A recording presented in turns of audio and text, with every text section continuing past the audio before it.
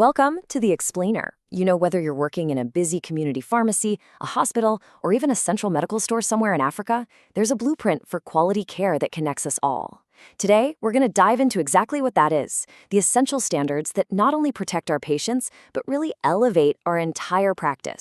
All right, here's how we're going to break it down. We'll start by talking about a hidden risk, something that's affecting all of us more than we might think. Then we'll get into the solutions, two really powerful tools, what I like to call your pharmacy's playbook and the golden rule of documentation. And to wrap it all up, we'll see how these things come together to build a real, lasting culture of safety. Okay, first up, let's talk about that hidden risk. This is a problem that, honestly, it affects every single pharmacy, but it often just flies under the radar. It's kind of like this silent threat to patient safety, but the good news is we actually have the power to change it. So look at this number, 14%. What does that even mean? Well, it represents a huge, critical gap in what we know about patient safety. Think of it like the tip of an iceberg. It's the tiny fraction of the story that we're actually seeing. Yep, you heard that right.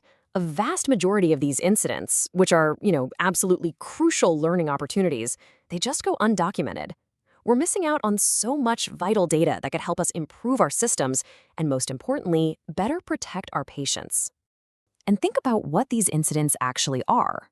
We're talking about everyday situations, right? You catch a prescriber's dosing error. You realize a patient totally misunderstood how to take their blood pressure meds. Or you stop someone from abruptly quitting their prednisone without proper counseling. These are the good catches, the stuff we do all the time. But if we don't report them, we can't learn from them. The pattern stays invisible. So, what are we missing? Well, every single one of those unreported incidents is a huge missed opportunity. It's a missed chance to spot patterns, to really dig in and understand the root cause of an error, and ultimately to build better processes that protect every single patient who relies on us. Okay, so that's the problem. Let's start talking about solutions. Our first line of defense is having a clear, consistent game plan for the pharmacy.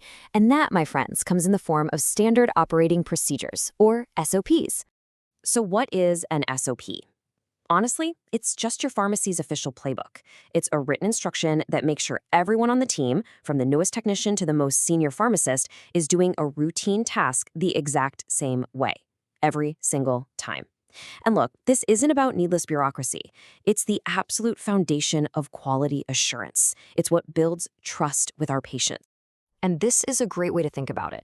SOPs are like the engine for consistency and quality in your pharmacy.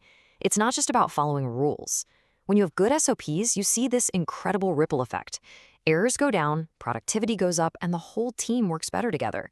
It just works. And look, creating an SOP doesn't have to be this big, scary thing. It's actually pretty straightforward. You just follow these 6 steps. First, what's the goal, the objective?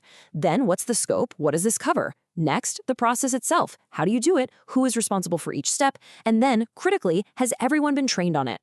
And finally, is it being reviewed to make sure it's still up to date? Simple as that.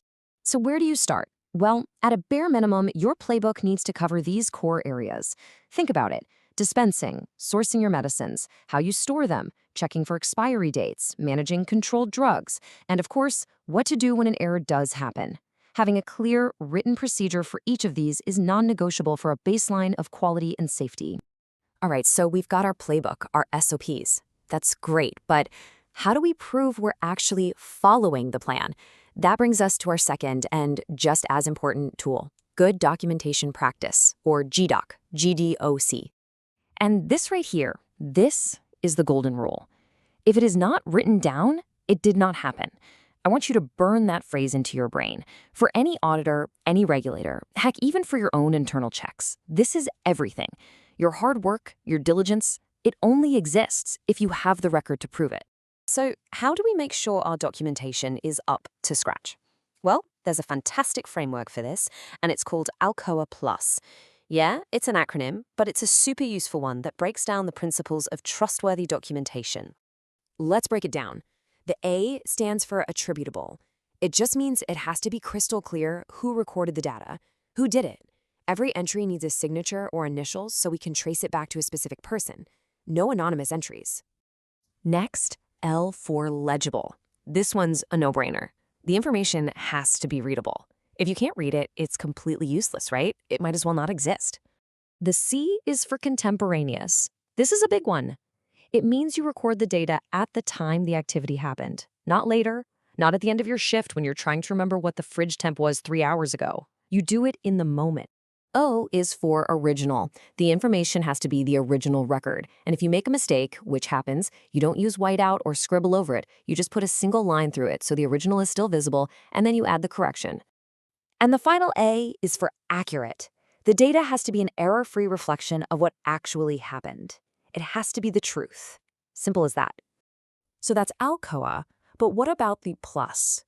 Well, that adds a few more important ideas. The record needs to be complete. It tells the whole story. It needs to be consistent, so you're not recording things differently every day. Enduring, meaning it lasts. And available, so you can actually find it when someone asks for it. Okay, so now let's tie these two big ideas together, our playbook of SOPs and our golden rule of good documentation. Because when you really combine these two things, you're not just checking boxes or following rules anymore. You're starting to build a genuine culture of safety. And this is the key difference right here. Look at corrective versus preventive action. A corrective action is just fixing an immediate problem.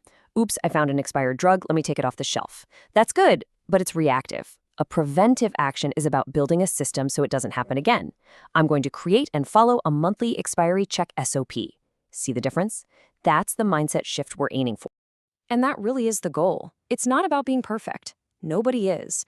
It's about having a cycle of continuous improvement. You have robust SOPs. You diligently document everything using GDocP, and then you do regular self-inspections to see how you're doing. It's a loop that just keeps making your practice better and safer. So I want to leave you with this question. Does your documentation tell the full story of the excellent care you provide every day? Because that's what this is all about.